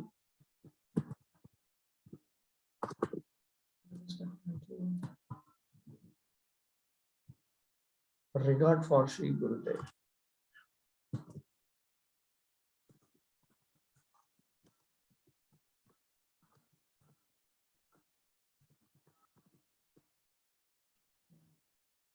So in case I get confused. Okay, 1 minute.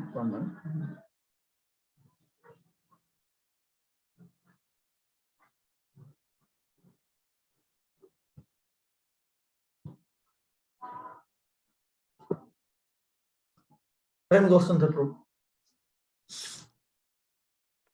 Hare Krishna Prabhuji, Dandavat. Hare Krishna Prabhu. Praises. Prabhuji, I have two small questions. One is you read out in the beginning that the 4 sampradayas started from Orissa. I could not understand that. Can you please explain them? Sorry? It was written that the 4 sampradayas originated from Orissa or something like that. Utkal, that part I could not understand. Can you just explain what it means actually? The 4 sampradayas originated there.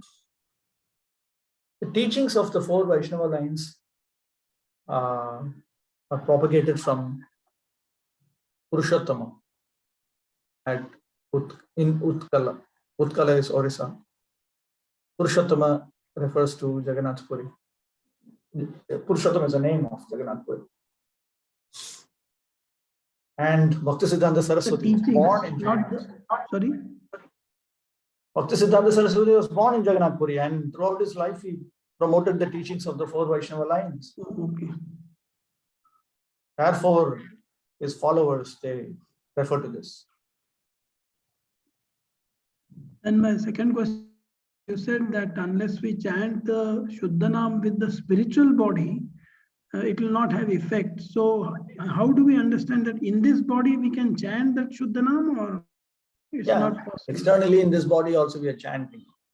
When we attain Prema Bhakti, we will be chanting here, but we ourselves would be chanting also. It's not just a gross body which chanting. You mean our spiritual body not also just will be externally chanting? Yeah, it's not just externally, the gross body is engaged in the activities of Bhajana Kriya. The soul, with the soul's own senses, are engaged in Bhajana Kriya. One can understand that, or it's not possible to understand? But first of all, when we chant the pure holy, even before all that, one will lose all taste for material enjoyment. There are several symptoms which have been noted in the scriptures.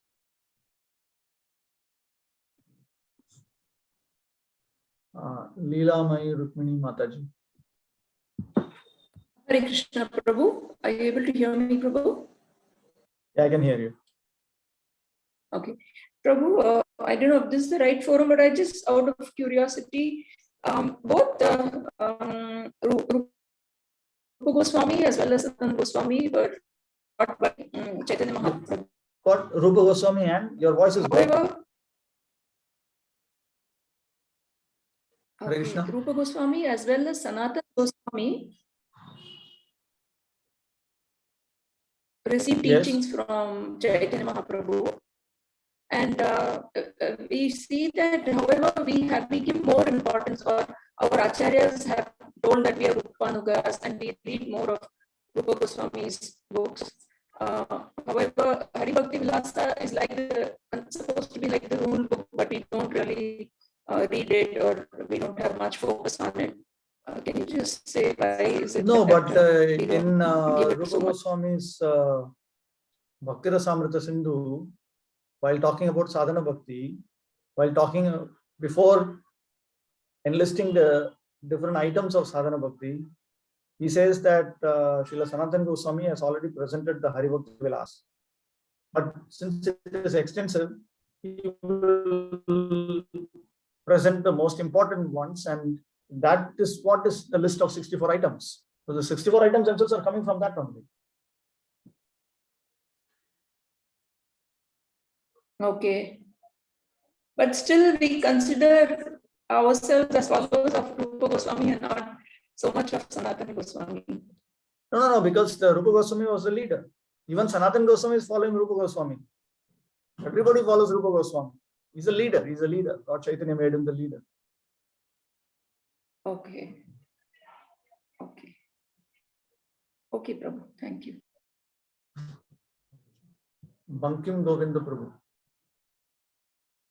Hare Krishna, Prabhu. Hare Krishna. It's very same chanting. Your voice is breaking. It's not enough.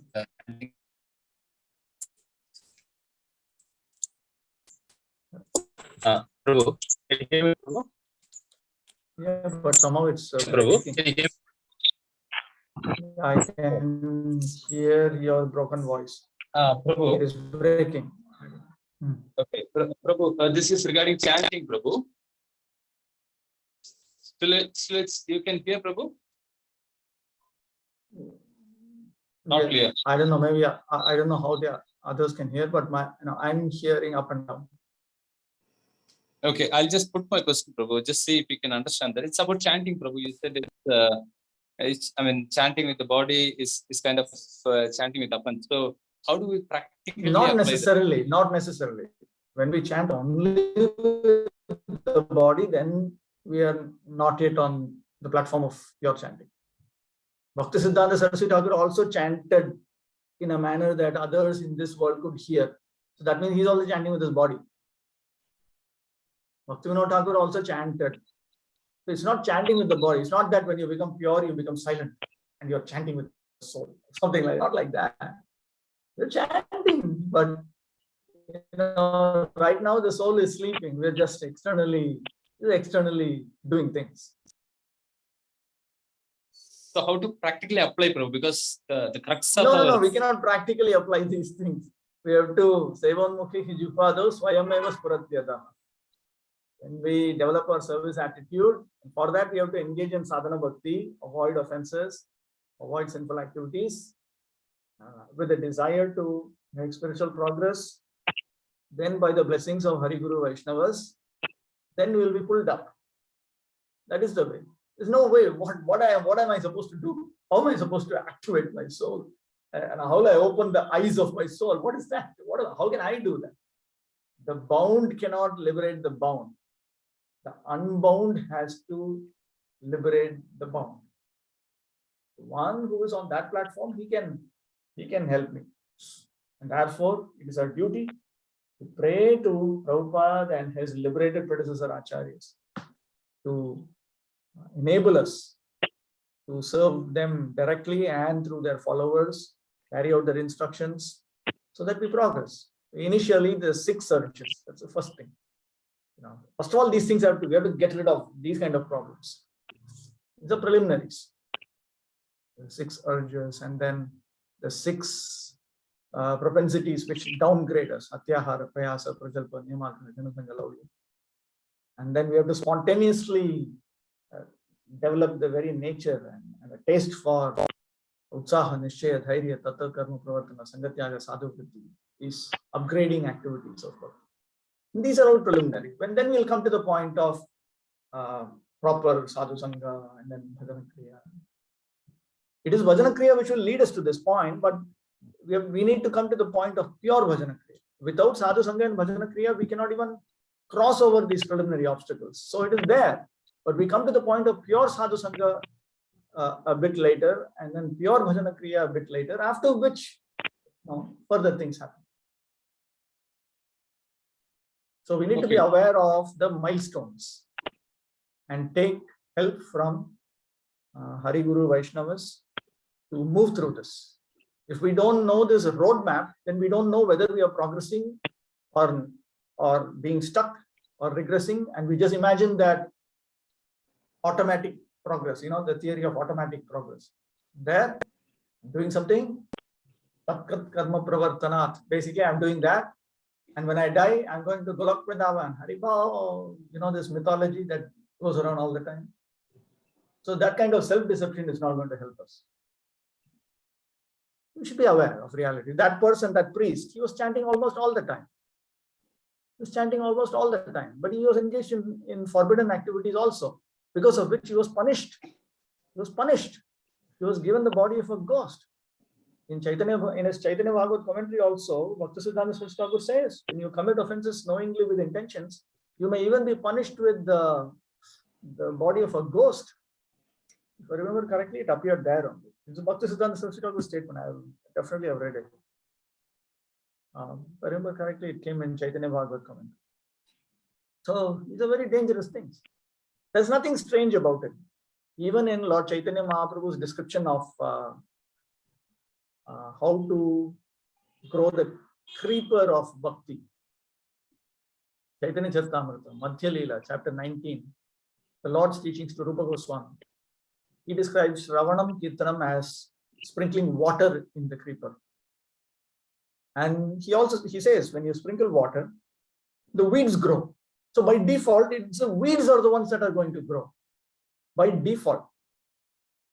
Unless we proactively and with great caution cut off those, and unless we fence our bhakti creeper with the association of pure devotees and protect our bhakti creeper from the offense of offending pure Vaishnavas, then that is another problem. That's an external problem.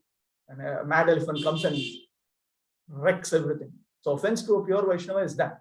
That is one type of problem, external problem. Then there is the intrinsic difficulty. You are pouring water, and by default, the weeds are growing. So if you think carefully about it, the more I chant, the more my vacho vegam, manasa, krodha vegam, jitva vegam, these things are growing by default. So therefore, we need to keep away from these things. So it is not automatic. Automatically, the weeds will grow. So it is only with extra caution that we ensure that we progress and we do not regress. That requires conscious, alert engagement in bhajana kriya.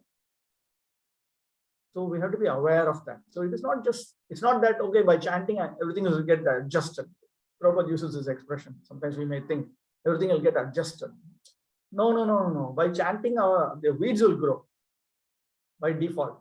So it is our duty to be very alert and ensure that the weeds do not grow and that only the bhakti creeper grows. I think a lot of what was stressed by Bhaktivinoda Thakur and Bhaktisiddhanta Saraswati Thakur needs to be stressed in today's world amongst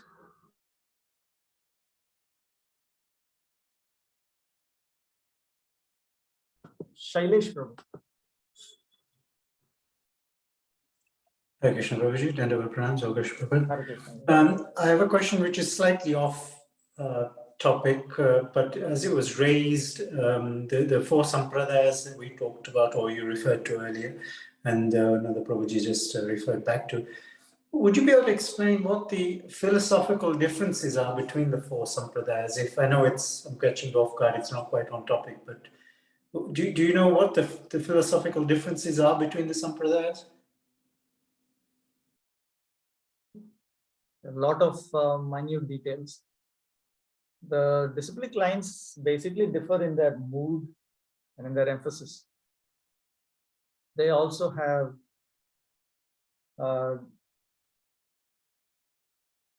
slight details, even though the goal is to attain eternal service to Lord Vishnu. Vishnu meaning Vishnu Tattva. There are differences in the details about those goals, and also the speed at which you want to attain the Supreme Lord's eternal service.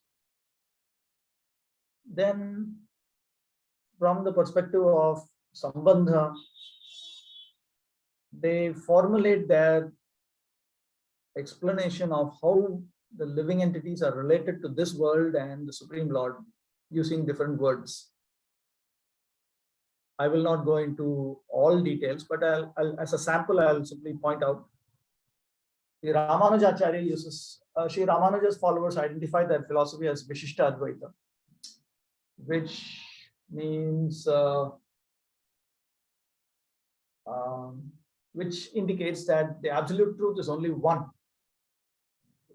Ultimately, in reality, there's only one entity who possesses varied features.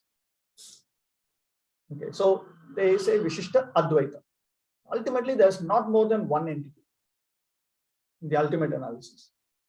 But this is despite, and the same personality who's saying it, Vedanta Deshika, he also points out that there are extreme differences between the Supreme Lord and the living entities.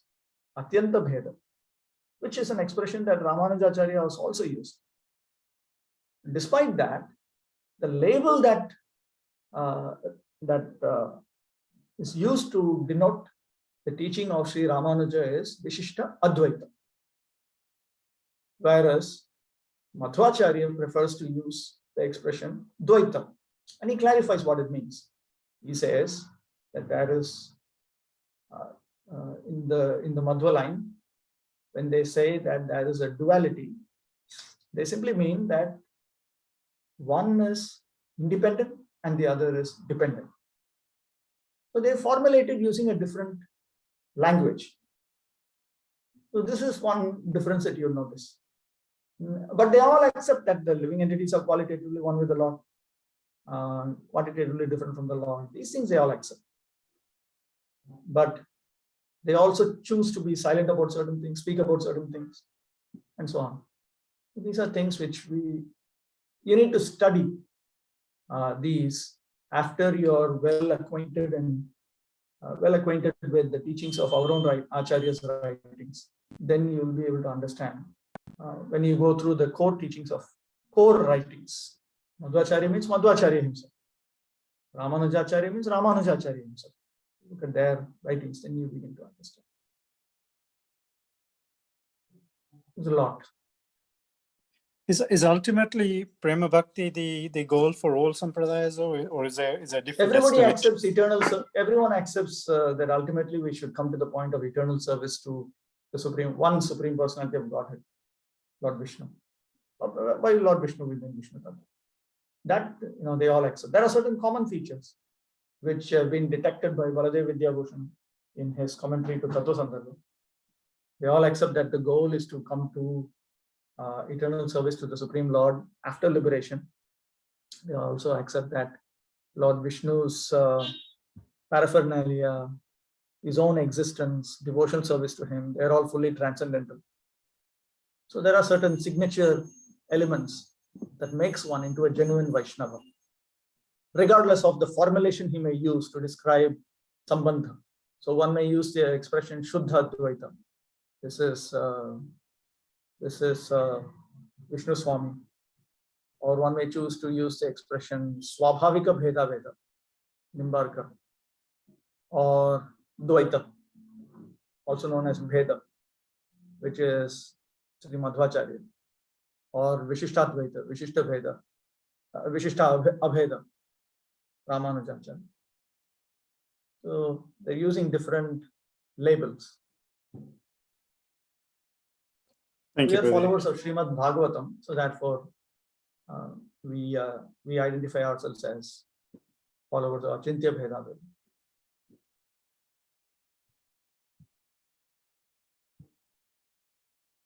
Okay. Anything else?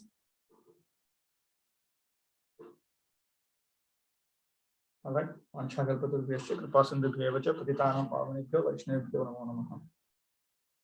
Hare Krishna.